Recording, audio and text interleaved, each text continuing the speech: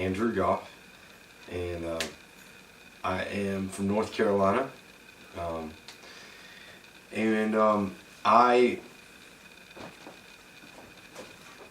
It's typical in the South to go to church. I was taken to churches as a child intermittently. We were never really a member of any one church.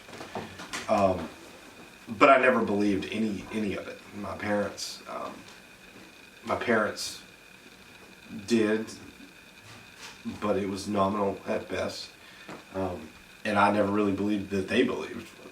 And so that kind of fueled my agnosticism. By the time I was 14, I told my parents that I was an atheist and that this was all just a bunch of disconnected stories that had nothing to do with life now. And that the Bible was just fairy tales. And my mom cried, and I actually cried too. I remember I told her that I wished that I could believe as she did, because life would probably be better. But I also noted that when we went to churches, with the rare occasions that we did, everybody there seemed to be possessed of something that I was not. Come to find out, it was true.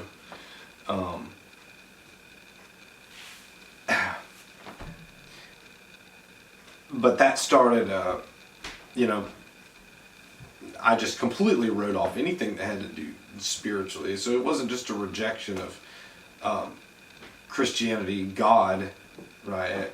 It was just any ideas about the supernatural.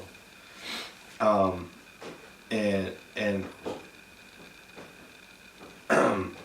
I set off on a path of hedonism that would eventually land me in jails and mental institutions and rehabs for about a decade. I've had, I don't know how many emergency surgeries, because I got really into drugs and alcohol. Sex, drugs, and rock and roll was my thing, and it's the only that just made sense to me. It felt good. If it feels good, do it, right? Live your own truth. And that's what I did. I lived my own truth, all the while saying that there's no absolute truth. It's just whatever I came up with. So, I worshiped myself and my own understanding until finally it got to the point where I couldn't function in society. I couldn't function in society, but it came to a point where I could no longer deny it. And so when that denial ran out, I came to a point where I had to admit that, okay, I was sitting in a rehab in Florence, South Carolina, 2 years ago, and I said, they told me I needed God to help me, but they're completely secular. It's Alcoholics Anonymous. They're not talking about Christ. They're not talking about the actual true living God. They're just talking about whatever. And I told them that they were stupid, but after 4 days of going through miserable withdrawals and just vehement denial of anything supernatural, because that was my thing, I laid down in my bunk and I surveyed my life and all the destruction that I had done to myself and to others, and I cried out to a God that I didn't even really believe in, and just said, if you're really there, I can't do this anymore.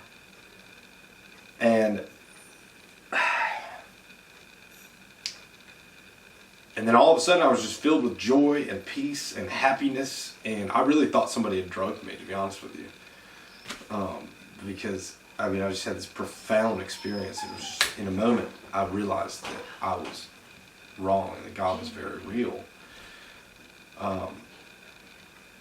And I went and told a staff member at this secular rehab And I was like, I think I've had a spiritual awakening, because that's like one of the 12, that's the 12th step of the 12 steps. And he's like, no, that's not possible. You can't have had a spiritual awakening, you haven't even started the steps yet. And I was like, I don't know, bro, because like a couple hours ago, I just wanted to kill myself, and now I feel more alive than I ever have. So I had been given this new sense of joy and hope, like I'd never experienced before.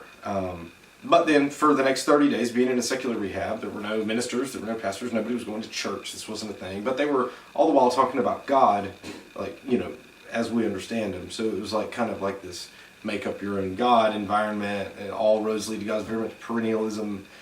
And so, but that drove me crazy, because I realized that when I showed up at this rehab, that they're telling me to make up my own God.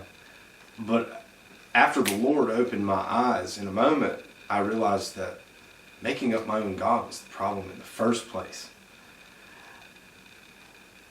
But I still had no knowledge of the Bible, but then my roommate got a Bible, and he immediately threw it up on a shelf, and I saw it,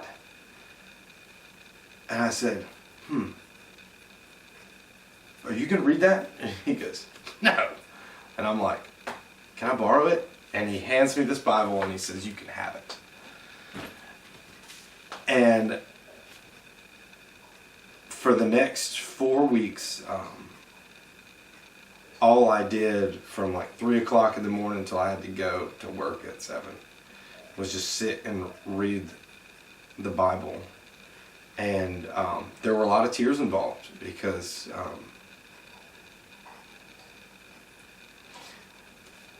when you can really start to understand and see that Jesus Christ is what He just is,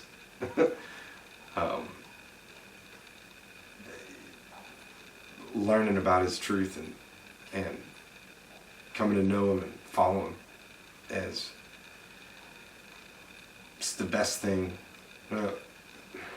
Really, it's kind of the only thing. Everything else is just everything else.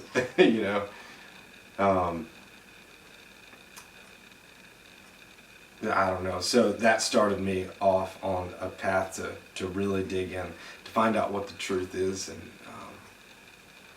and so God opened my eyes in a moment, but when I began to read the Bible is when I opened up. That resonated inside of me, because all I wanted to do was find the truth. I knew that I had some resemblance of it. I had been granted that. But I was like, I want to know the truth, and I want to tell it to everybody, because there is freedom in Christ. There's freedom from, I don't care what it is, I think a lot of times in our society we try to put addicts and alcoholics in like a box, like, oh, you have this disease. But that's not true. It's not true. If they have a disease, then you have a disease. And God has already defined that disease. It's called sin. And the Bible teaches about it at length, that all have fallen short and fall of the glory of God, right? And so the holiness of God is what really accentuates the sinfulness of man. And coming to understand that is the best thing that a person can do.